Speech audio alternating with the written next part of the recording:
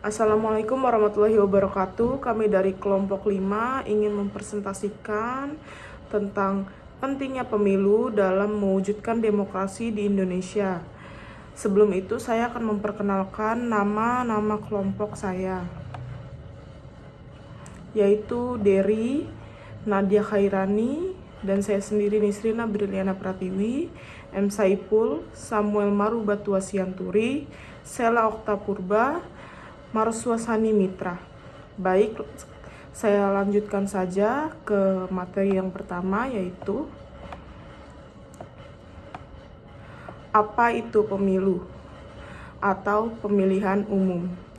Pemilu adalah suatu proses demokrasi di mana rakyat secara langsung memilih wakil-wakilnya untuk menduduki jabatan politik tertentu, seperti presiden, anggota legislatif, dan kepala daerah.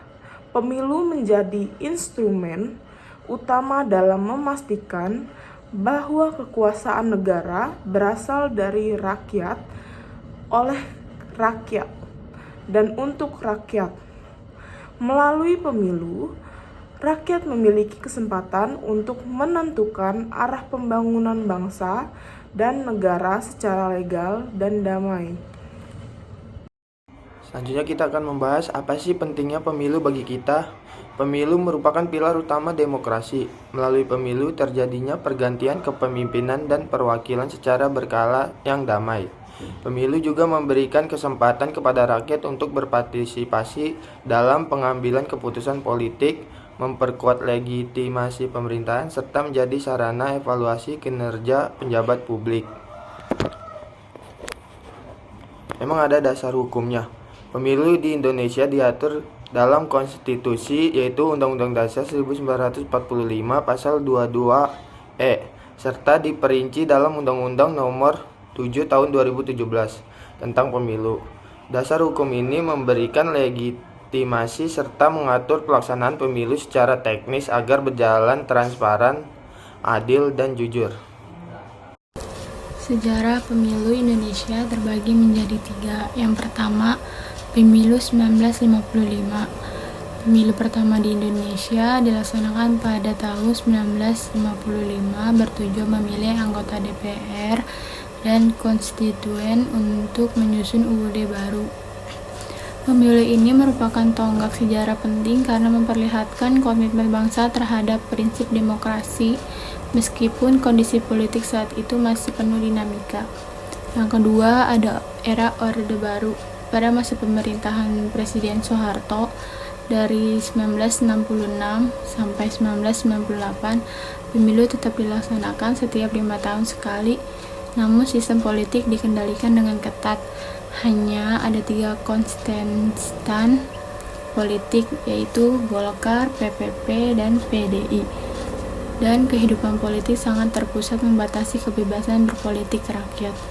Yang ketiga, ada era reformasi. Setelah jatuhnya Orde Baru pada masa 1998, Indonesia memasuki era reformasi yang ditandai dengan liberalisasi politik, banyak partai politik baru, dan pemilu yang bebas dan transparan.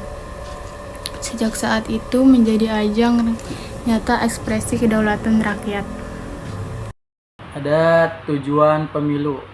Pemilu bertujuan untuk memperkuat prinsip kedaulatan rakyat, mewujudkan pemerintah yang demokratis, dan memastikan bahwa kekuasaan diselenggarakan berdasarkan kehendak rakyat. Pemilu juga menjadi sarana sirkulasi elit politik secara damai dan teratur, mencegah perebutan kekuasaan melalui kekerasan. Ada beberapa jenis-jenis pemilu. Yang pertama ada pemilu legislatif. Pemilu untuk anggota legislatif, yaitu DPR Dewan Perwakilan Rakyat, DPD Dewan Perwakilan Rakyat Daerah, dan DPRD Dewan Perwakilan Rakyat Daerah, baik tingkat provinsi maupun kabupaten kota. Yang kedua ada pemilu presiden dan wakil presiden. Pemilu ini memilih presiden dan wakil presiden Republik Indonesia secara langsung oleh rakyat untuk masa jabatan 5 tahun dan maksimal 2 periode. 3. Ada pemilu kepala daerah atau pilkada. Pilkada adalah pemilu untuk memilih gubernur, bupati, dan wali kota berserta wakilnya secara langsung oleh rakyat daerah masing-masing. Tahapan pemilu: 1. Perencanaan, 2. Pendaftaran, 3. Penyusunan daftar pemilih, 4. Kampanye, 5. Masa tenang, 6. Pemungutan suara, 7. Perhitungan, 8. Penetapan hasil, 9. Pelantikan.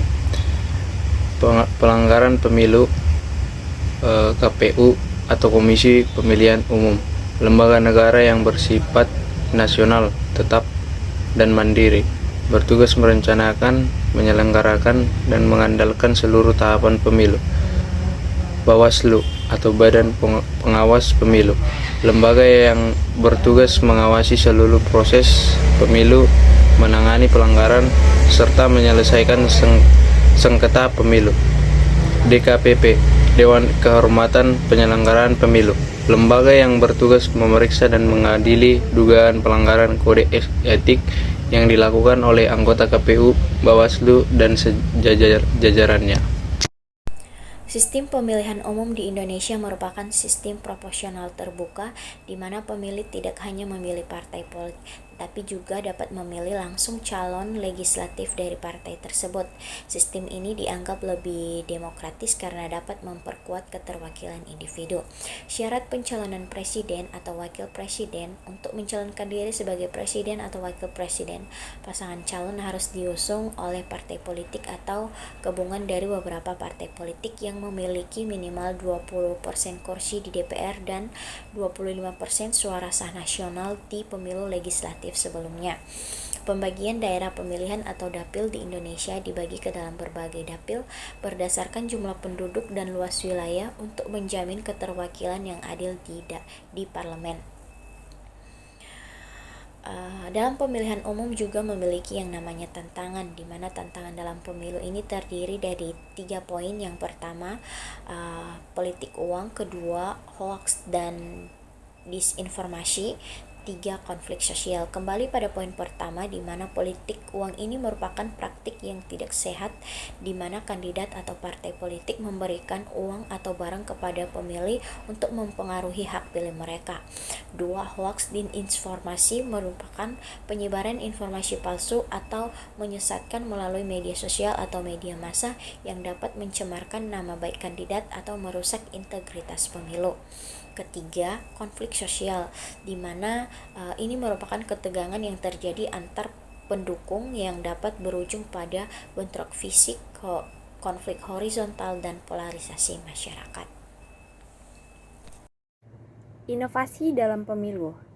Yang pertama ada e-voting. E-voting ini menggunakan teknologi digital untuk memberikan suara secara elektronik, bertujuan mempercepat proses dan meningkatkan transparansi. Namun di Indonesia, konsep ini masih dalam tahap uji coba terbatas. Yang kedua, ada pemilu ramah lingkungan. Pemilu ramah lingkungan ini mengurangi pengurangan dan penggunaan alat peraga kampanye berbahan plastik, kertas berlebihan, serta mendorong kampanye berbasis digital untuk mengurangi dampak negatif terhadap lingkungan. Peran masyarakat dalam pemilu.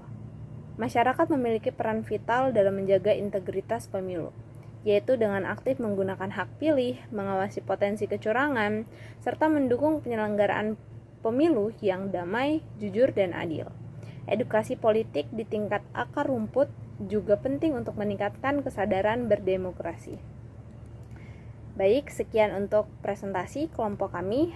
Kami ucapkan terima kasih. Selamat siang.